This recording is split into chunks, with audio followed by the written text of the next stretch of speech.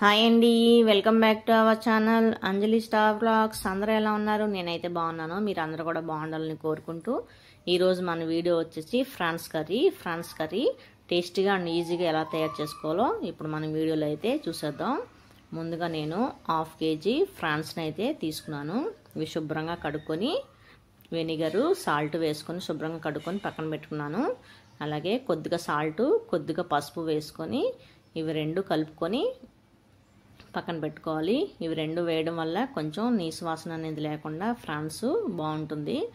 అందుకే కొంచెం ఉప్పు కొంచెం పసుపు వేసుకొని బాగా కలుపుకొని మూత పెట్టుకొని ఒక 10 నిమిషాలు పక్కన పెట్టుకుందాం.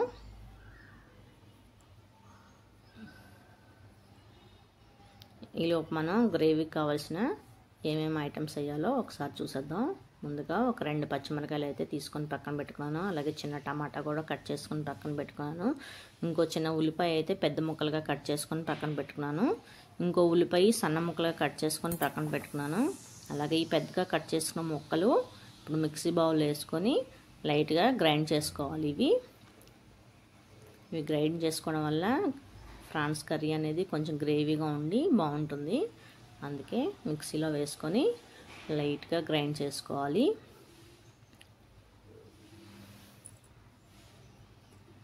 చూసారు కదా, వీడియోలో ఉన్న విధంగా గ్రైండ్ చేసుకుంటే సరిపోతుంది. మరీ మెత్తగా కాకుండా ఇలా లైట్గా గ్రైండ్ చేసుకుంటే సరిపోతుంది.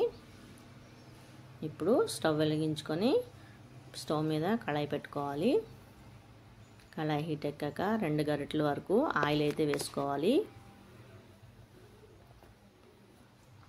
ఆయిల్ హీట్ ఎక్కాక ఉల్లిపాయలు పచ్చిమిరకాయలు అయితే వేస్తున్నాను.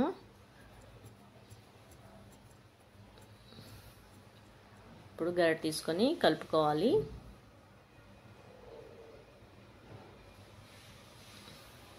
ఇవి లైట్గా గోల్డ్ కలర్ వచ్చే వరకు మూత పెట్టుకొని వేయించుకోవాలి.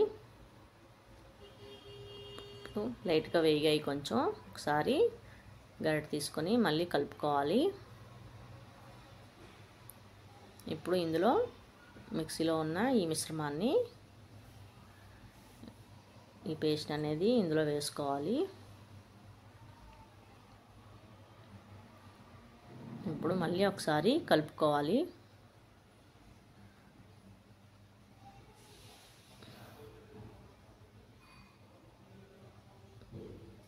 ఇలా కలుపుకున్న తర్వాత మళ్ళీ కొంచెం వేగే వరకు మూత పెట్టుకొని వేగనివ్వాలి.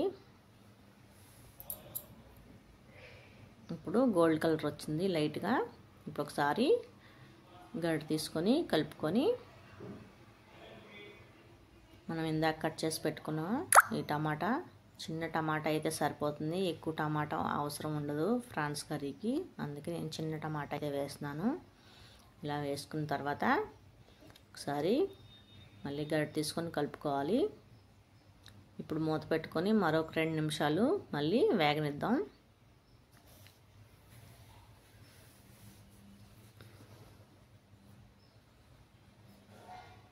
ఇప్పుడు మళ్ళీ గరిటె తీసుకొని ఒకసారి కలుపుకోవాలి.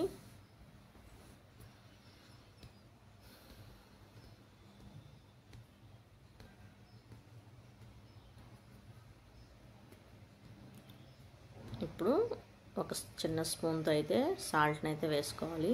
అలాగే కొంచెం పసుపు కూడా వేసుకోవాలి.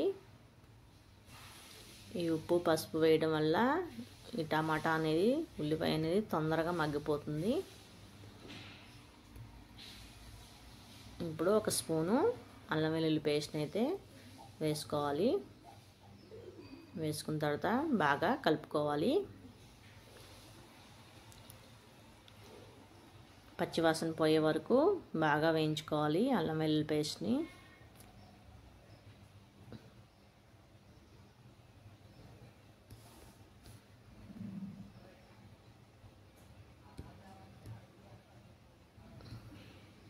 ఇప్పుడు కారం వేస్తున్నాను. నేను ఒక 2 స్పూన్ల కారం అయితే యాడ్ చేసుకోవాలి.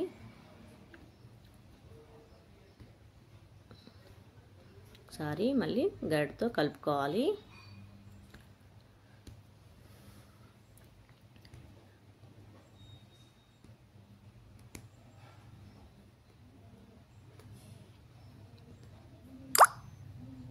ఇప్పుడు మూత పెట్టుకొని ఒక 2 నిమిషాలు మళ్ళీ వేగనివ్వాలి. ఇప్పుడు బాగా డ్రై అయిపోయింది, మొత్తం బాగా వేగిపోయింది. ఒకసారి గడి తీసుకొని కలుపుకొని ఇందాక మనం శుభ్రం చేసి పెట్టుకున్న ఆ ఫ్రాన్స్ని కర్రీలో వేసేసుకోవాలి.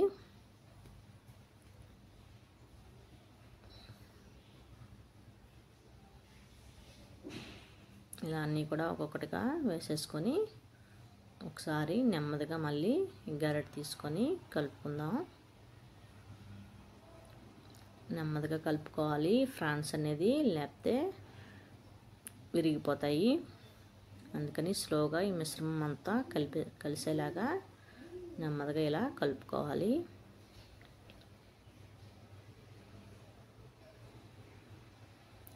ఇలా బాగా కలిసే వరకు కలుపుకొని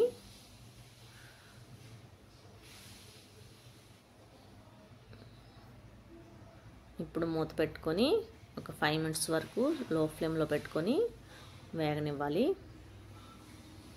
5 మినిట్స్ తర్వాత కర్రీ అనేది, రొయ్యలు అనేది కొంచెం ఉడికాయి.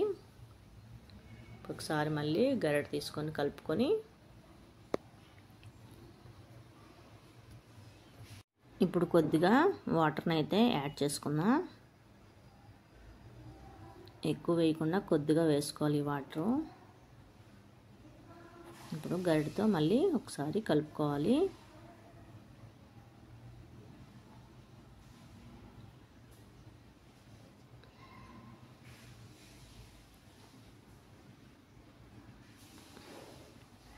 ఇప్పుడు మూత పెట్టుకొని మళ్ళీ ఒక 2 నిమిషాలు మళ్ళీ మగ్గనివ్వాలి. 2 నిమిషాలు అయిపోయేదాకా ఇప్పుడు కర్రీ అనేది కొద్దిగా ఉడికింది. మళ్ళీ ఒకసారి కలుపుకొని మధ్య మధ్యలో కలుపుకుంటూ ఉండాలి, లేకపోతే అడుగు పడుతుంది. అందుకని మధ్య మధ్యలో ఇలా కలుపుకుంటూ లో ఫ్లేమ్లో పెట్టుకొని ఉడికించుకోవాలి. మళ్ళీ 2 నిమిషాలు మూత పెట్టుకొని మళ్ళీ మగ్గనివ్వాలి. ఇలా మగ్గించుకున్న తర్వాత కర్రీ అనేది బాగా ఉడికిపోయింది. ఇందాక మనం వేసిన వాటర్ అంతా ఉడికిపోయింది.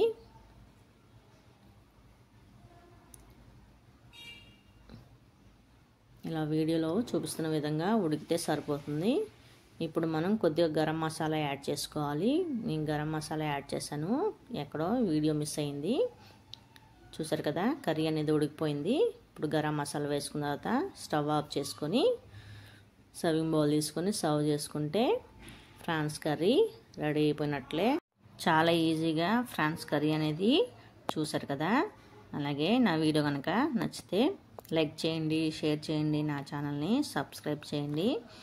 గంట సింబల్ని ఆన్ చేసుకొని పెట్టుకుంటే నేను ముందుగా ఏ వీడియో చేసినా మీకు నోటిఫికేషన్ రూపంలో వస్తుంది. Please subscribe to my channel. Thank you for watching.